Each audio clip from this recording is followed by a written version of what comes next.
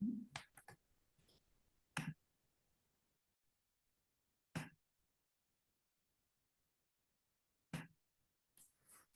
afternoon. Welcome to everyone joining us at the moment. We'll just give people a couple more minutes to get in, and then we'll make a prompt start because I know we've got a lot to cover. But if you want to kind of pop a message in the chat, tell us your name and where you're from, that would be great. And then you'll also be able to use that to post any questions that you might have that come up during the webinar. But thanks again for joining us.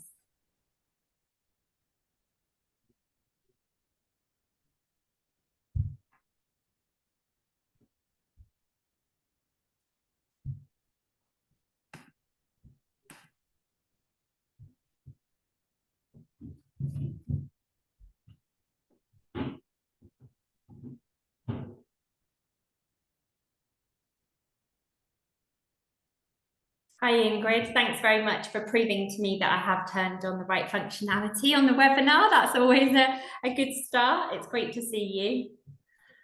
Welcome to everyone else that's joining us, and whether you're joining us live now or watching us later on demand, we really appreciate you taking the time out of your really busy schedules to come and kind of give yourself some time to hear about what others are up to and what ideas you might be able to take forward from that. And if you're joining us live, if you do want to give us an introduction in the chat, that would be great. I'm just going to wait a couple more moments for anyone else to join us before we get started, because we do have a lot to cover this afternoon.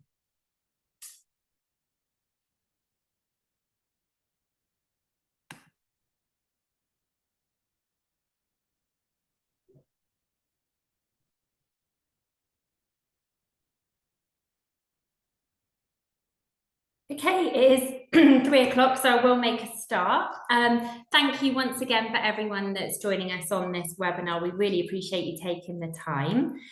And I'm just going to do some kind of short introductions for you now, and then hand over to our panelists, because that's who you really want to hear from, of course. So my name's Heather. I am a consultant here at Hubbub, and I work with our customers all over the world to give them support, advice and guidance and kind of best practice expertise to ensure they get the most value out of the whole range of our software and our products. I've been fortunate enough to work at Hubbub now for 2 years, but prior to that, I've got over 20 years experience working in fundraising, both in the UK and America, in education sector, but also in the wider charitable sector. And my most recent role was with the team at Cheltenham Ladies College, where we were a Hubbub customer ourselves. For those of you that Hubbub is new, or you might need a little refresher, we work, as I say, with a whole variety of customers in education and in the wider charitable sector throughout the world, to really support and help them develop their regular giving programs, mainly to ensure that they can maximize their engagement rates, their participation rates, and those conversion rates into donors. So we have a full suite of in-house developed platforms that we marry up with our expertise and guidance across the team to ensure that customers can add the most value to their programs. And so that might be through a giving day that we're obviously here to talk about today, on a challenge week. We also work with customers on telephone appeals, multi-channel appeals, stewardship, which is obviously really key to any program, and I'll bang on about that a little bit later. So yeah, that's how we work with our customers, bringing together our technology and our expertise. But today, you're not here to hear about that. You're here to hear from Tom and Sydney, who are two long-standing Hubbub customers who we're really grateful for sharing their time with us this afternoon to talk about their experience in their giving days and working with Hubbub over the past few years. And I hope everybody attending or watching this back on demand will take something from this, whether it's kind of reassurance that you're doing the right things, or whether you get new ideas, or whether you're able to take that first brave step into running your very first giving day. So we're going to hand over now to Sydney and then Tom to talk about their experiences, but there should be time for plenty of questions and answers at the end. So if you want to pop them into the chat, we can pick them up as we go along. Great. Well, thank you very much, Sydney, as I said, for joining us. Sydney's from Highgate School, and I'd love to hand over to you. Thank you. Thank you, Heather. Hi, everyone. As Heather said, I'm Sydney. I work at Highgate School in North London. I've been here for about 1.5 years now, and I've been in the Alumni and Development Office for that whole time, but I just recently stepped into more of a fundraising role. That's been the past like 4 or 5 months now. One of my main things is I do our giving days. So I've done our 2024 and 2025 giving day.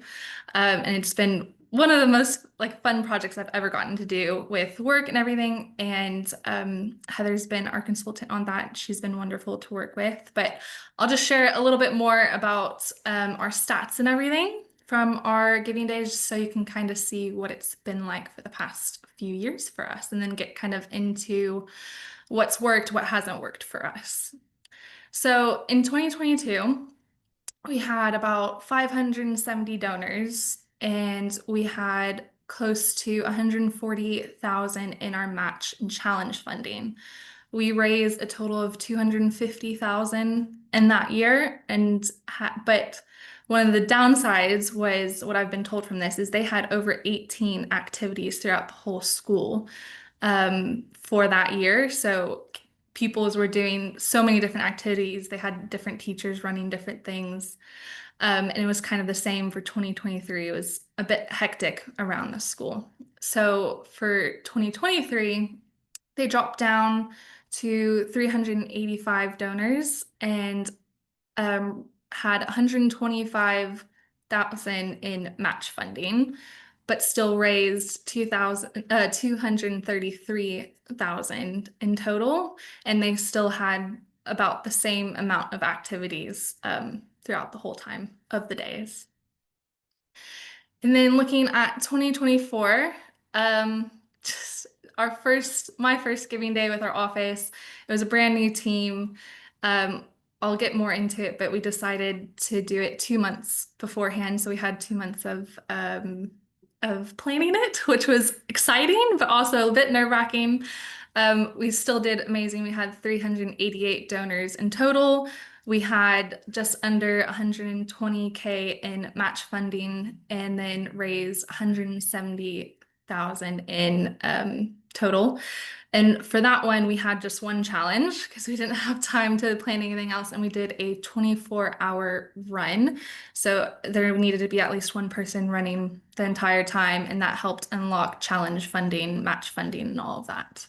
And then in 2025, so this year, we had 366 donors, but we still had the same amount of match funding, and we ended up raising just under 200 grand, which was really good. That was kind of our internal target for this year and everything. So that was really exciting from our end. And just to kind of talk more about the history. So before 2022, we did not have a fundraising event at all. We kind of just did stewardship events for our legacy donors, our benefactors events just to thank our donors. And then they decided to, I think someone in our office met with Hubbub and decided Giving Day would be a great new addition to our development office. And so even though I wasn't here for the first 2 years, they did wonderful with what they had. But like I said before, I think they were a bit overwhelmed with what exactly to do with activity-wise. And so we didn't do all the same things, mainly because we started such short notice in 2024, but we found something that works a bit better for our team and all of that. So in 2024, like I said, we had a quick turnaround, planned it in 2 months, but we decided instead of having a monetary goal that we would have a participation goal. So we wanted to try to get as much as many people inside the schools, the teachers, staff, pupils, to participate, but also have our parents, our alumni, which we call OCs, to also participate. So that was the goal of the 24-hour run, is try to get as many people to come onto campus to do the run, to get engaged with the event, rather than the previous years where it was mainly just staff and pupils that were doing it. And in 2025, we kind of carried over the same goal. We thought, let's keep doing this. It's working for us. Let's focus more on participation, and we'll get our all of what we want out of that, because one of our main goals as office is to have people participate with our events so that it can then help us with raising more money and having a conversation and a relationship with our donors. In 2026, we are hoping to do about the same, just a little bit extra, pushing the participation again. But since the people have now participated in the past two, hopefully turning just the participants into participants and donors. And then if you don't mind going to the next slide, Heather. So these are photos for, oh, I think it went past one. Sorry. These are photos from this past Giving Day. We stuck with the run, but instead of doing 24 hours, which is a bit crazy of us, we did 12 hours run. And then the second day, we did a readathon and an art challenge, since we have a lot of creatives, alumni, and also pupils. And 2025 was less stressful than 2024 for us, because we had just a lot more time in general to plan for it. And one of the main things that we utilized this year was our staff members. So we actually asked a teacher and a deputy head to help us out with our activities and the actual planning of Giving Day, so our office could focus more on the asks, on the match funding, and figuring out emails and socials and all of that. So the teacher actually was going to our staff briefings and talking about Giving Day, giving a heads up to teachers that it was coming probably about 2 months before our event. He was emailing parents in our parents' emails that go out every Wednesday and Friday, just saying, heads up, make sure you sign up for these different events and all that stuff. And we actually had a really good positive feedback from parents saying that it was a lot of fun. They enjoyed coming and being able to run with their kids. We had a readathon the morning of for our pre-prep parents, and they were just ecstatic to be able to come onto campus, read with their kid, and then send them off to class rather than just the normal drop off.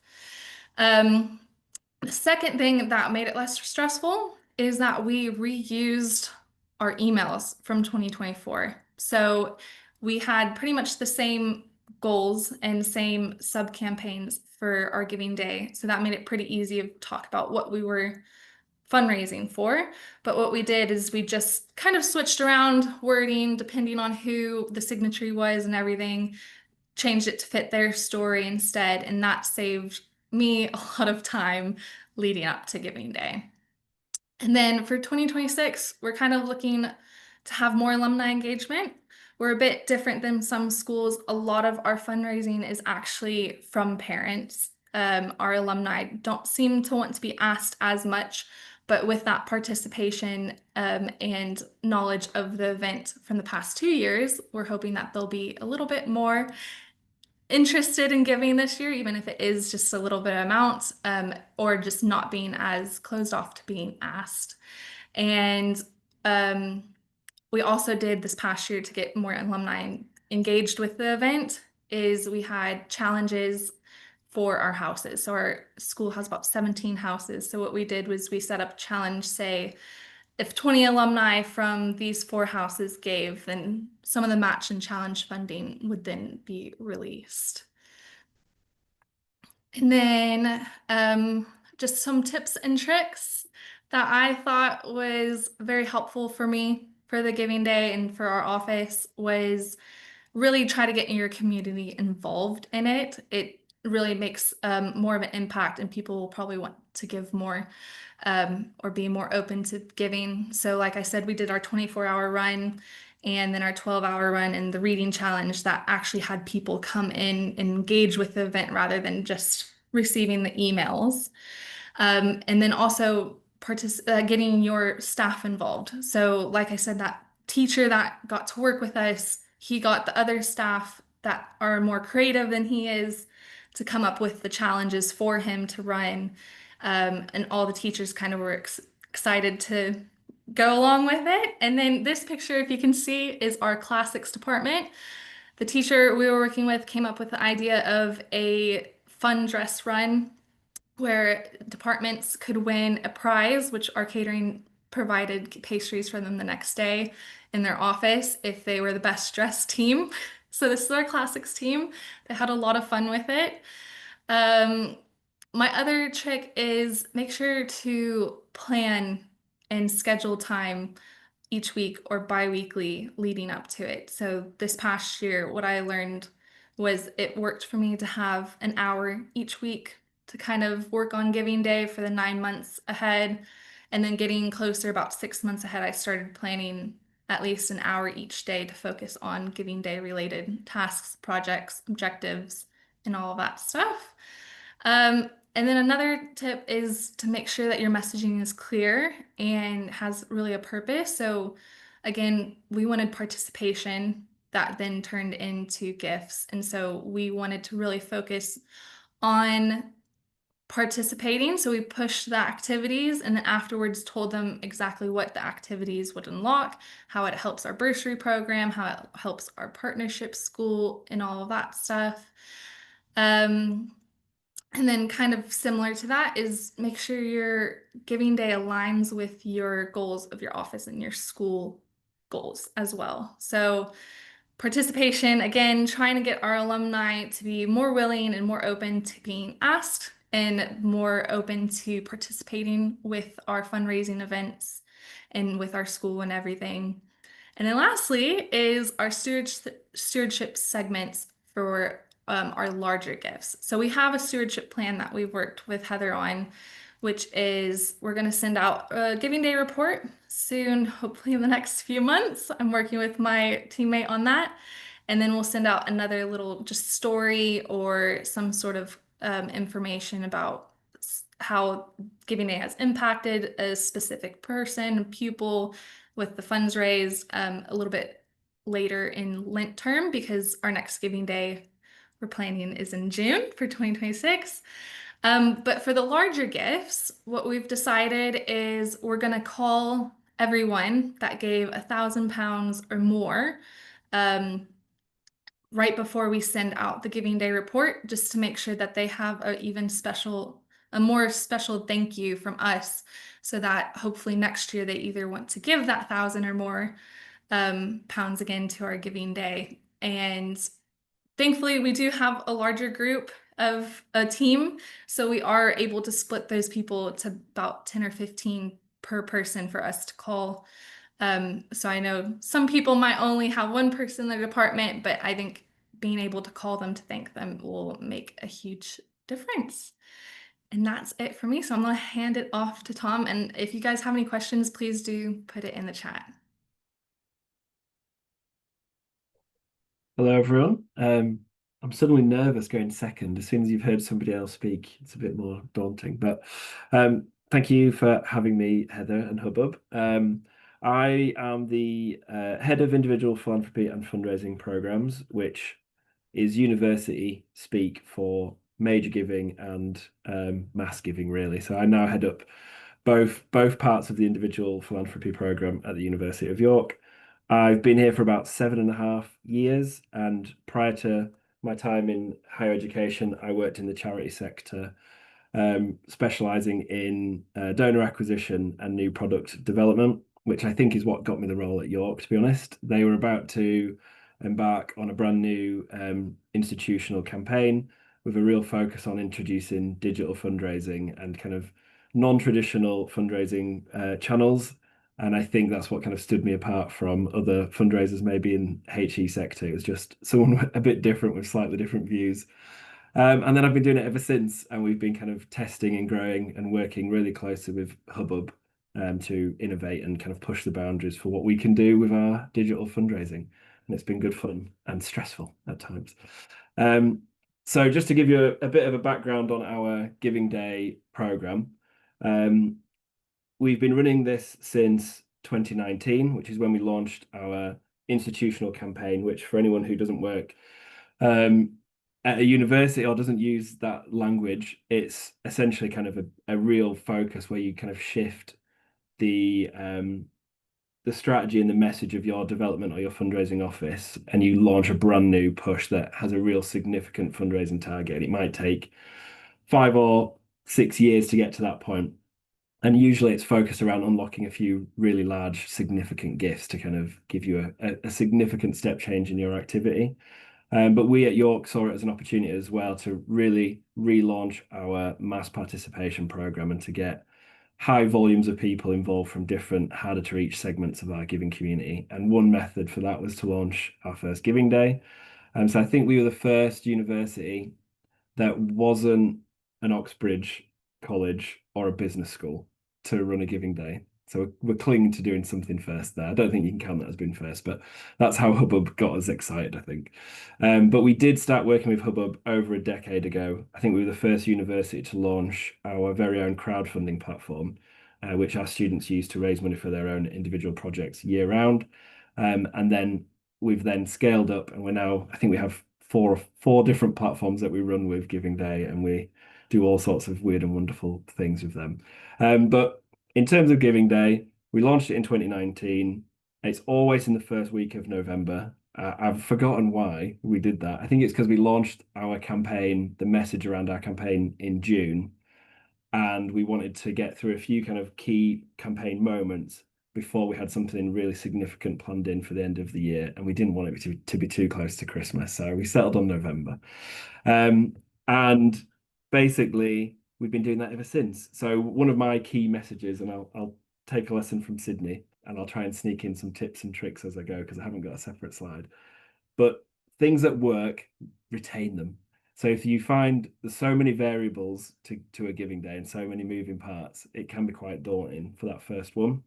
But once you've settled on a few things that you know work, try and keep them the same. So I think keeping your email templates the same is a great lesson that we learned the third year. The second year, we did everything from scratch again, and we very quickly was like, oh, we won't do that again. So we've settled into a bit of a routine with our email program as well. We have a dedicated member of staff who manages our Giving Day, but I should say we have an office at York of about 40 something people now. And in some capacity or other, everybody is now involved in contributing to Giving Day. Like we've really made it an office-wide activity, and that kind of spans out of the fundraising office as well into the main central comms team and senior staff and anybody we can basically get our claws into, because the more people that know about it, the more influence and the more kind of reach we can have. We fundraise for 4 key charitable funds each year, and we're coming up to, hopefully, when we have our Giving Day this November, our 5,000th donor to a Giving Day, which is quite exciting. And hopefully we'll get close to that £1.5 million figure as well. But fingers crossed, watch this space. So rather than go into too much of the kind of specific details of one Giving Day, I've kind of focused on kind of the fact that we've done this for about 6 years. And I thought I'd kind of focus on some of the things you might not know if you're just about to start a Giving Day or if you've just done 1 or 2. So I'm trying to look at this from a slightly different angle to add something interesting for everyone. So I've put a stat in here alongside this graph, which shows our donor numbers. I should say, I don't think these donor numbers include a segment of donors that we brought in through telephone. So they are a little bit higher than this, but all you need to see is the progress year on year. But that graph on the side is really interesting because in 2022, we kind of hit the peak of our powers, I think, with Giving Day, where we'd really tapped into how we could make it work to attract new donors, to retain existing donors, and also to attract those who hadn't given for 2 years or more. So I should say our definition of an active or a lapsing donor is someone who's given in the last year or 2. a lapsed donor is someone who hasn't given for 3 years or more. So just looking at those stats there, you could see Giving Day worked for a real combination of donors, those who were currently giving, had never given, and hadn't given for a good few years. That wasn't the case last year. In 2024, actually, we had 69% of the donors were active and lapsing, which I guess if you look at this, you can see you can't reactivate lapsed donors and then keep that number really high because they become active or lapsing. So that's a pretty obvious thing to say, but just to show that the continuity of running this year after year, it's not just about attracting new donors. As you've run this for 5 years or more, it does move to become a vehicle that is really great at reactivating and just re-engaging people who've maybe dropped off your radar for a year or two. So I thought that was really important to share, and that kind of changes from year to year, interestingly, depending on what's going on in the world, what's going on at the university, what messages are around. But we've always found a way to keep the numbers going up until last year. So I think if you click the button, there's a few animations on this slide to show a little bit more information, but to address that drop off before anyone asks me what the hell happened, why has it dropped off? So just another interesting point before I get to that is just to show that a lot of the sector for higher education is focused on alumni giving, so different to the message that Sydney shared. And a lot of our fundraising on our Giving Day is through digital communications. We don't do anything really in person, no running for 24 hours or anything like that. It is very much driven by email, telephone fundraising as an aside. But we've tried to find ways to adapt and grow that. But fundamentally at the core of it is a program of emails backed up by social media. So alumni are our key market. They are who are on our database, and those are the people that we have access to. So in year one, they were the only people really that we went after. So if you're wondering what the real significant step up was, it was that we realized there was other members of our community that now that we know what a Giving Day is, we can focus a bit more time on. So we slowly started to introduce staff into our program and started to build up a culture of everybody being comfortable with being asked about this. It did really help, and this is a quick tip, to have buy-in from our Vice Chancellor, the most senior member of our team, and as many senior staff as possible. So I think the way that we've really nailed that and had that kind of cemented into our program is all of our pre-Giving Day comms, or some of our pre-Giving Day comms, we have our Vice Chancellor as a signatory. So it's coming across as if it's an institutional-wide push, not just the classic fundraiser that you hear from every now and again. And we had that message shared with our staff as well. So we've been able to see a real uplift in staff giving, but the drop off last year was actually staff and students. So for anyone who doesn't know, the university sector is going through a particularly challenging time at the moment, and the University of York has been included in that. And we've gone through a period of voluntary severance where we've seen quite a significant number of staff leave the university. And so actually, it wasn't a huge surprise to see that our staff weren't feeling as generous as they maybe have in previous years when they weren't sure about the security of their role. But I can say our alumni donors, I think there was a difference of 6 gifts from 2023 to 2024. So we're really confident that we can get that back to where it belongs this year. I made the mistake of saying to my director yesterday that 1,000 donors is still my target that I'm trying to work towards, and I saw her write it down, which I really regret because she's going to be holding me accountable for that now. But this, in particular, this table on the right was just to show that from what started as just that top line of donors, if we'd stuck with that, our donor numbers for the last 2 years would have been around 300 to 400. But we've found ways creatively to engage really niche segments like former staff. We worked so hard to get those 10 donors, and retired staff, those 20 donors were really hard to get. And when we talk about planning, we get through Giving Day in November, get through. If you've done a Giving Day, you use that same language. I think it is good fun, but it's how you talk about it in jest. And then come January, once we're all kind of starting to love it again, and we've forgotten about the challenges of getting it done, we literally start our conversations in January. We do a full review of what went well, and we look at it on a really segmented level at this level. And we come up with ways and means of growing and developing each of these. So that 20 donors of retired staff will have been potentially 10 or 15 the year before, I think. But that's a 25% growth that we really celebrated internally and we're really excited about. And those little wins over the last 5 years is what has taken it from 485 donors to almost double, especially if we get to that 1,000 mark. But I just thought I'd share that to show if you're thinking of how do we grow this any bigger, start thinking outside of the obvious audiences and just give it a go and test something. And then if it works, keep doing it, basically. That's been our motto for 5 years. So moving on, I have included some breakdown of income as well. So again, a similar trend in terms of donations going up. This does jump much more significantly. And I can say that's not really down to donor numbers. If you look on the right-hand side, you'll see 82, 83% of our income last year was from match and challenge donations, so who we would call a major donor. And we've also introduced some corporate and trust donations as well into that. So we've really kind of opened up how we fundraise for our giving day. It's not just about individual donors at participation level. This is really kind of written in stone into the kind of strategy of our major gifts teams now. Because I should say, in 2019, they had no involvement. In 2020, they got a taste for it after they'd seen a few wins in 2020, they trialed it and they did well. Then they saw it kind of drop off a little and they didn't have the success they'd had before. And I think they were ready to maybe step away from it and not be as supportive.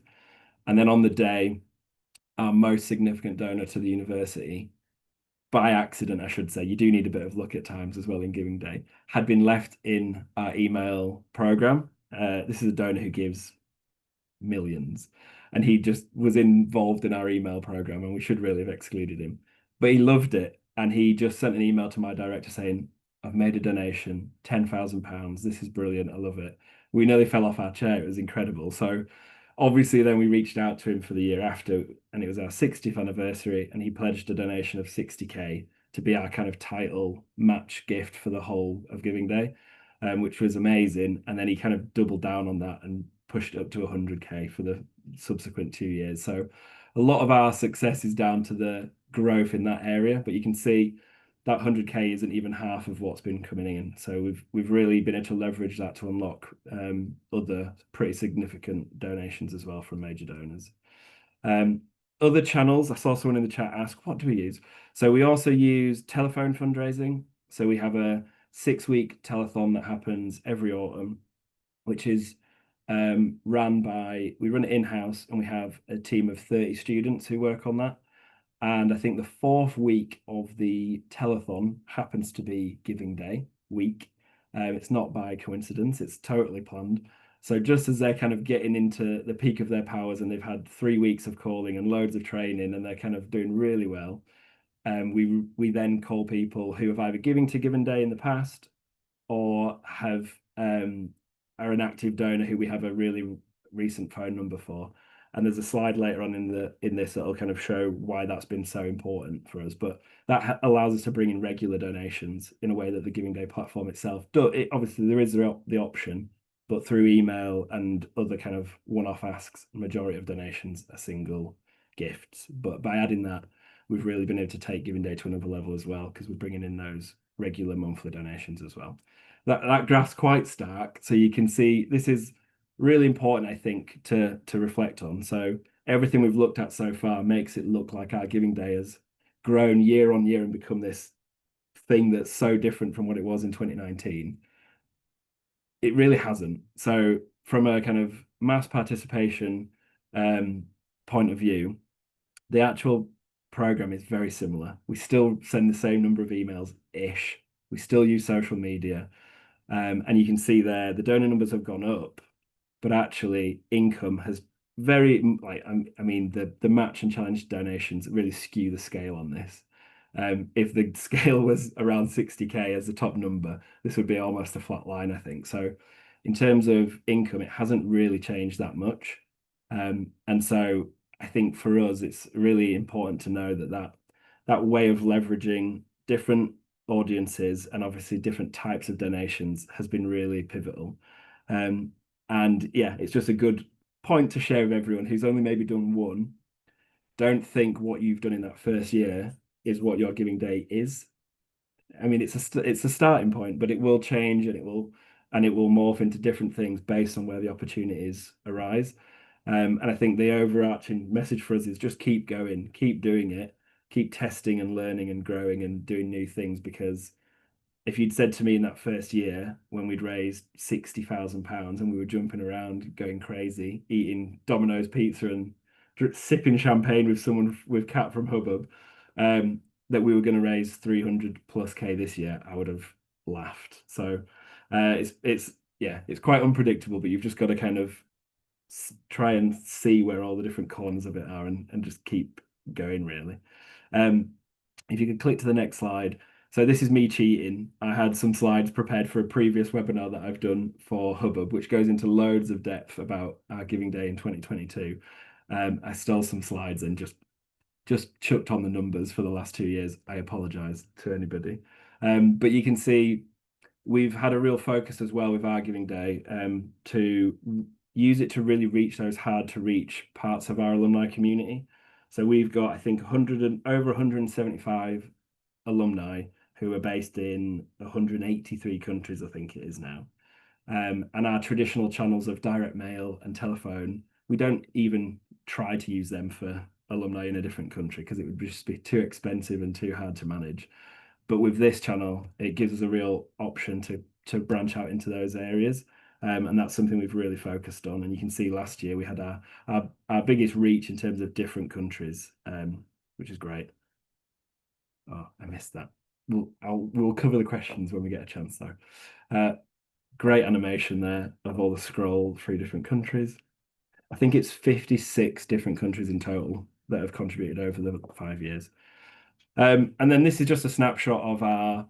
On the right, you can see a postcard that we've added to the program. So for alumni who we don't have an email address for, but we know they're engaged in our work and have shown an interest in different ways, we run a small mailing that goes to about 2,000 people. Doesn't cost an awful lot, isn't really that exciting, but it just tells people it's happening and it just makes sure we're not alienating those people because ours is a really digital focused appeal. I think that's resulted in about 2.5K of income each year we've done it. So it's almost a loss leader really, but it's just making sure we're not leaving people out. On the left, there's just a few graphics that we've designed. So when we know we've got a really exciting challenge nailed down well in advance of the day, we really make sure we focus on it and we build comms around that. So there's a few there. The graduating class one's a great one. So I think we're quite a young university, so we can still say that. Obviously, there's some universities where they'll have graduates who are 500 years dead by now, whereas we've still got people who were here in the first kind of pioneer class in the 60s. And every year we've run that challenge, we've been able to tick it off and say we've completed it. We've had someone give from every single graduating class, which is really cool. We try and have a minimum of 2 challenges for each of our funds, and we try and have either one huge match gift for the whole of the Giving Day, or if we haven't secured that, we try and have a match gift for each of the individual funds itself, just to make sure we get off to a really good start on day one. And then we've got challenges to kind of keep that momentum going, and we've got really clear messages to include in our emails throughout the 36 hours. Here's just a snapshot of a few of those emails and a little glimpse of our donor wall as well. For one lovely thing that Hubbub have added is the ability to add a message in here. So I think that's relatively new from a couple of years ago, but that is really cool. And that's great for getting buy-in from colleagues across the university or the school. If they don't engage in all of the comms to actually get the donations in, nobody can deny that they don't like reading nice things being said about where they work or the institution or the thing that they're raising money for. And people share some really lovely things in here. And yeah, we make a point of screenshotting the best ones, and they go into a little report that we send around to anybody and everyone who'll listen, and that really works to get people excited and engaged for the next one. I've totally lost track of time, Heather, but I'll keep going. We're not far off. We have a dedicated ambassador toolkit. Please don't try and follow this link. It does not work anymore, but this is a snapshot from 2022.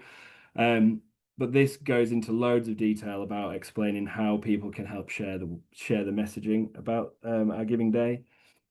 It really goes into detail, and I think for our first or second Giving Day, we had 500 ambassadors sign up, which was just blew our mind, to be honest. And that really helped us realize that students and staff were a key market for us. We just had to persevere and find a way to move the messaging from get involved to share the message to why not make a small donation of just £5. And then before you knew it, we had hundreds of staff getting involved and giving much more generously. Okay, who and how. So who do we approach and how do we do it? I kind of touched on this as we've been going through, but we try and really diversify our marketing channels that we use just to make sure we're reaching as many people as possible. So I've touched on all of these, I think, but you can see donations that have come in through the Giving Day platform, which are as a result of these kind of mass channels, has increased year on year until last year, where we saw that drop off in donor numbers.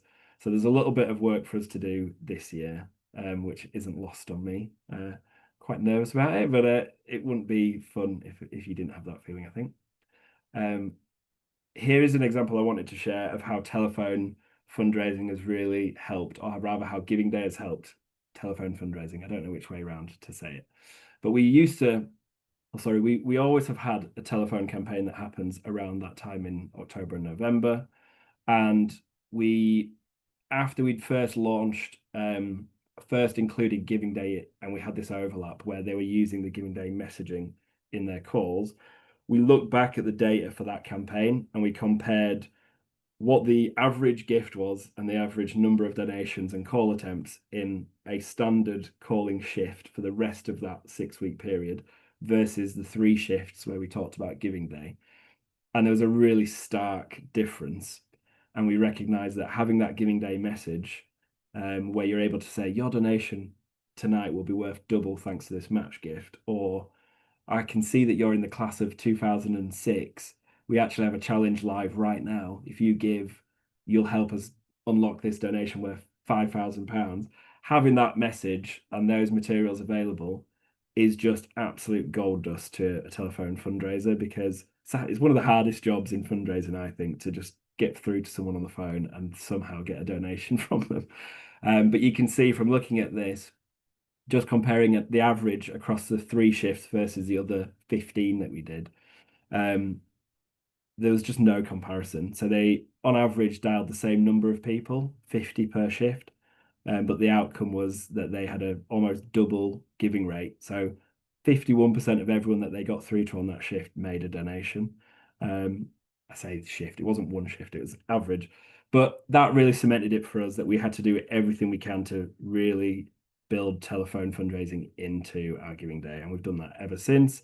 And I think this year, because our Giving Day falls on bonfire night, we've actually added in an extra telephone shift the day before Giving Day, to try and account for the fact that we might have a few people who aren't in when we would be calling ordinarily. So we've planned ahead to account for that. But I thought that was interesting to share. That might not be telephone for you guys. It might be a different channel that you think, should we try that? I would just say give it a go, and then just assume you're going to do it again the year after and just plan to grow it and build it up. Here's a graph to show how major giving has stepped up year on year. Again, slight drop off last year in terms of numbers. That is really linked to what I mentioned before about the voluntary severance program. We lost 2 of the key players who were responsible for bringing in basically all of those donations in 22-23. We've been really lucky at York that for the majority of these 5-6 Giving Days, we've had a pretty settled team. And it goes back to that point of any variable you can keep the same, do, because then it gives you an opportunity to focus on testing and changing the ones that you really want to grow, as opposed to the ones that are working well. But I thought that was a nice one to share, just to show how it's grown year on year. And then we are approaching the end, I promise. Some final key messages, which I think have been built in throughout what I've been saying, but our tips and kind of key messages that we've really kind of tried to focus on. Diversify your program. If you think there's a stone unturned that might help you reach a different audience or share a message in a different way, give it a go. Obviously, you've got to have the capacity in the team, but try and give yourself the space to plan that in. If you're just doing the same giving day the following year, you're not standing still, you're going backwards because you're missing opportunities. So you've got to keep going. And that leads on to the next one, test and learn. So for each of our segments, we have a dedicated comms plan and approach. We tailor messaging. We have different signatories for them. So Sydney, I don't know, you mentioned alumni been a struggle for you. The first thing we would do is, right, let's find a really significant, well-known alum that we can have be a champion for this and a signatory on the first email that goes out. Or we'll try and get them to pledge a challenge gift as well. So it'll be like, I'm giving, we need you to do this. So that's the type of way we've kind of tiptoed into that and then just grown from there. Number 3, I think, is the most important one, genuinely. You have to have buy-in from internal stakeholders. So you'll spend the whole year thinking about what everyone else is going to do, how they're going to react. But if you lose the buy-in of just one team or one senior member of staff, or you have somebody who just isn't as bought into the idea for 1 year, things can really change. You can see one of those audiences react in a slightly different way. And that's kind of what's tripped us a little bit up this last year. And then plan ahead. Try and think of the stuff you've not thought of. Just find space to question it. Go to Hubbub webinars and hear about what other people are doing and see if you can apply that to what you're doing, and just give it as much of a chance to be something even bigger than you think it could be. And that's kind of what we've done each year. And it's, fingers crossed, it's gone okay so far. Done. Sorry if that was way longer than 15 minutes. I just got caught up. No, thank you so much, Tom, and thank you so much, Sydney. We really, I'm sure I talk on behalf of everybody on the webinar, appreciate you taking the time to share everything. We do have some questions, but just while I run very quickly through a couple of slides, which have basically been covered by Tom and Sydney anyway, please do pop any other questions in the chat so that Tom and Sydney have some time to pick up on those. So some of you with us may be in a very small team, a very large team. You may have already done 10 giving days. You might just be considering the concept. So I'm just going to run through a couple of kind of really basic tips and a bit of information really that hopefully will help you. So when we work with customers to run giving days, we really try to ensure they're not an isolated kind of activities sitting out on its own, as both Sydney and Tom have both said. It's really got to be a part of your holistic, regular giving strategy. And again, as they've proven, it does help you to acquire new donors, reactivate some of those lapsed donors, motivate those one-off gifts from your existing donors, whether they've previously given regularly or on a one-off basis. And if you have the support with others in your team, it really can help leverage those kind of leadership gifts to support your match and challenge funds. And it can help with diversifying the channels within your regular giving program as well. You may have done telephone appeals for years. It may be an idea to bring something in to try the kind of a digital email channel. And whether you have lots of activities on site or not, as long as you're sharing and communicating with your colleagues and your teams what it is you're doing, why you're doing it, the difference it can make and the impact it has, not just to the students benefiting from the bursaries or the new equipment, but to the whole entire community. It can really help build that culture of philanthropy, and basically also just an understanding of what on earth it is the development team does, because still many people don't understand that. So Giving Day can really help with the education. Again, a lot of this has been covered, but really important is getting that institutional leadership buy-in and involvement. Without that, it is a very hard slog. Good storytelling is really essential. So make sure you're not leaving till the last couple of months collecting your case studies and your impact stories and signatories and quotes, etc. If you could build that into your overall annual program, you can really, really utilize all of that in stewardship and in your solicitation throughout the giving day. And as Tom said, you can get some beautiful messages on your donor wall. I often get goosebumps, even though it's not my institution, that you can then use in your follow-up, in your stewardship, to demonstrate that kind of social proof as to why others believe it's a good thing to be a part of. Working with us, we give you lots of advice and guidance and examples of how to communicate with the community. And I would really say try and stick to that comms plan, because it's tried and tested and it works.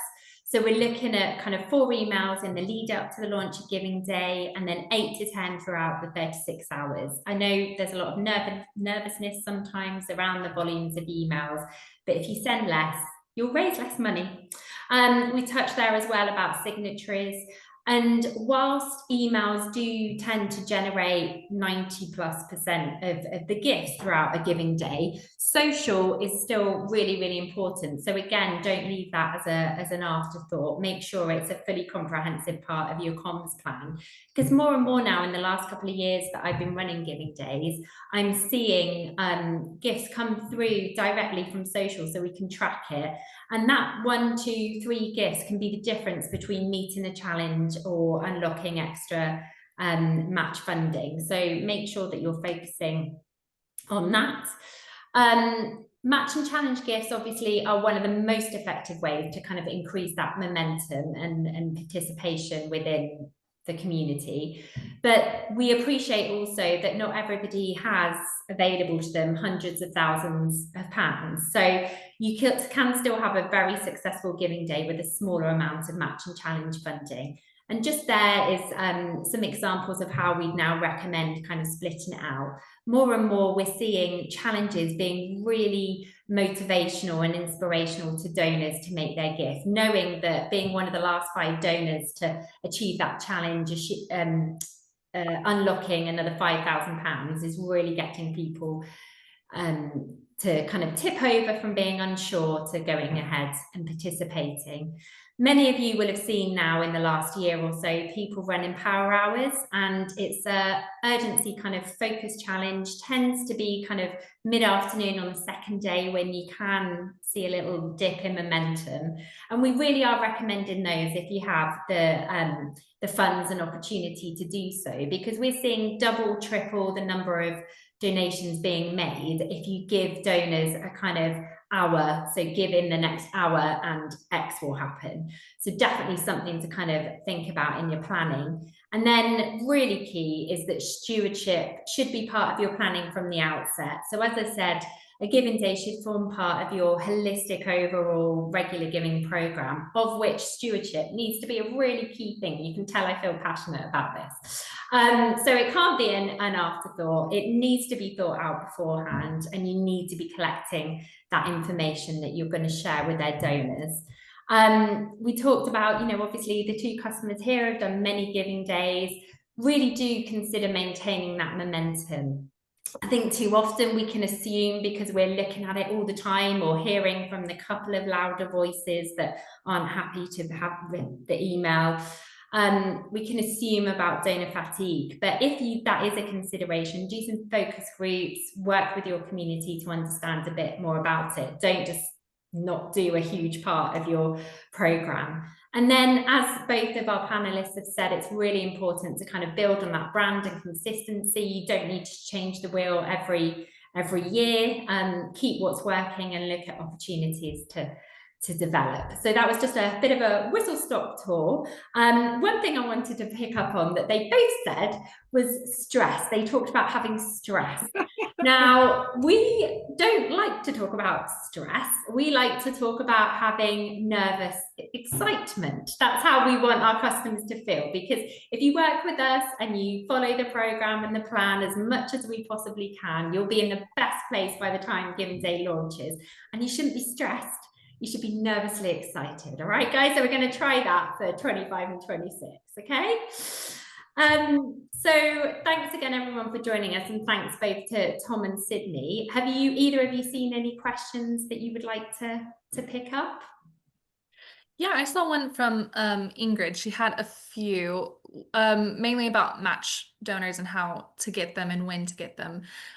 So personally, from our department, we don't have very many fundraisers in our team of 5. So in 2024, it was my director and our head who was asking warm donors that either hadn't given that year had in general, and usually had about a couple thousand to give. They were asking for meetings, and around probably January for our June giving day. And so that's kind of where our match funding came from and how we got it.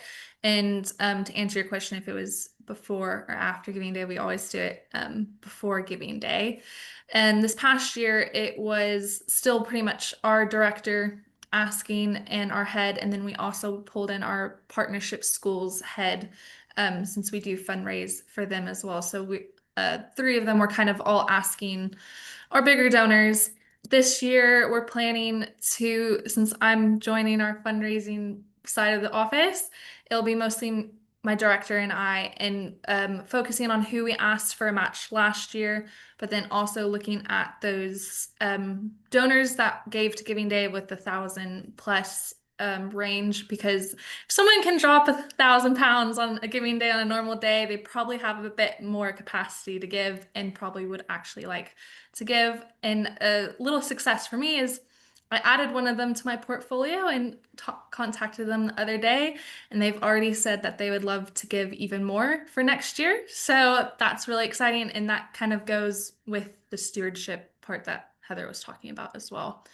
So that's kind of on the match funding. And then you'd asked if we only did the running and the readathon. We decided as a team that having only 2 to 3 activities for our school to do was less nerve-wracking and didn't take as much power from people's time, because of course we all have different things to do besides Giving Day. So it was a lot more controlled in our environment. So I think that answers everything from Ingrid. Yeah, and the ones I'd picked were also about match giving. There was one from, oh, where have they gone now? What percentage of match funding is from same donors each year? From Kirsty. It varies from one year to the next, but like Sydney just said there, the first port of call is to revisit those who've given before. So we would always reach out to people who have given because they know it, they get it, they understand it. You've had the opportunity to flatter them on the day and be like, oh my God, we've just unlocked your challenge. You've really helped us do this, and lay it on pretty thick, but in a really, really nice celebratory way. And it gives you a good opportunity to go back. And we have seen leadership and mid-value donors giving year after year, and this has become kind of their staple way that they donate. So gifts up to around the 5K mark. We've got a few staff members and a few donors who it's literally a phone call. It's nearly Giving Day. Oh yeah, I'll give again. So that's really nice. I think it's probably about 50-50, or it just skews one way or the other slightly one year to the next, depending on how donors are feeling that year. But we always have to have a new injection of new donors. And that leads nicely into Rob's question about major giving as well. Do the donors know where their gift is going? I.e., have they given to us a set pot and then we use it for Giving Day, or if we specifically ask them to give to Giving Day? Again, the answer is it's a little bit of both. So we have a model where we proactively reach out to people who we think this might help get them over the line. So those prospects, I should say, who we've identified and they've been in a major gift fundraisers pool, but we haven't quite got them over the line using traditional conversations and methods. We might then use this to put a bit of a timestamp on it and say, look, we've got this coming up. And rather than the conversation running on for ages, it might be someone you think has a capacity to give at kind of 6 figures. And this might be the thing that just gets them over the line in the short term to give maybe 5K. And then you have the opportunity to steward them and go from there. That's a method that we've really been using quite well over the last couple of years. But then there's also another one where if someone gives organically to a fund, to a major donor, a major gift fundraiser, and Giving Day hasn't even been mentioned, we also use this as a nice stewardship piece to go back to them and say, you've made a donation to the University of Opportunity Fund. We would really love to use your gift to help leverage support from other donors this year. And we use it that way. So that's quite a cheeky one to add and count against Giving Day, but we do that. And I encourage everyone to do that. If you've got a gift that's come in, it's already there, so use it if you can. Don't feel you have to go out and get new gifts, because that's the hardest thing to do in the world. So we have a combination, but most of them are new gifts, and most of them know it's going to Giving Day. They might specify a fund, or they might just say use it how you see fit for whichever area. That's quite rare. But we've encouraged our fundraisers not to try and have a conversation about what the challenge might be, because that causes all sorts of drama. So you might get a £10,000 gift 6 months out from Giving Day and be like, wow, that's huge. Set it as like a main challenge for 500 donors. And then you might get 20k gifts the month after and be like, oh no, what do we do with that one? So we try and limit, especially for the slightly larger gifts, we try and get them at least committed to a fund, but not tied to a specific challenge. And we do that in the final month. And I think that's probably the most stressful thing, having to then go back to potentially 30 major donors and tell them how we're spending their money. That's quite daunting. But it's the best way to do it. Otherwise, you're having to go back to them and say, we told you we were using it this way. We're not doing that anymore. We're going to have to change it to this because you've not given enough. Oh, that's so uncomfortable. So we learned the lesson doing that in our second Giving Day, I think. That's great. Thank you both so much. Thank you to everybody that's taken the time to join us this afternoon live, or whenever you're watching this back on demand. I feel like there'll be another Giving Day webinar coming up soon because it's had so much interest. But do watch this space, because we will be running another Giving Day monthly now for the rest of the year. And if you do have any questions that we weren't able to cover today, please pop them to us there at Hubbub. And if you'd like to talk at all about your regular giving programme, or any way in which that we could work together and add value, pop us an email as well. But thank you once again for joining us, and thank you so much to Tom and Sydney for your time, for preparing the slides, and for sharing all that wonderful expertise and guidance. We all really, really appreciate it. Thank you, everybody. Thanks, Heather. Thanks, everyone. Thank you, Heather. Thanks, everyone.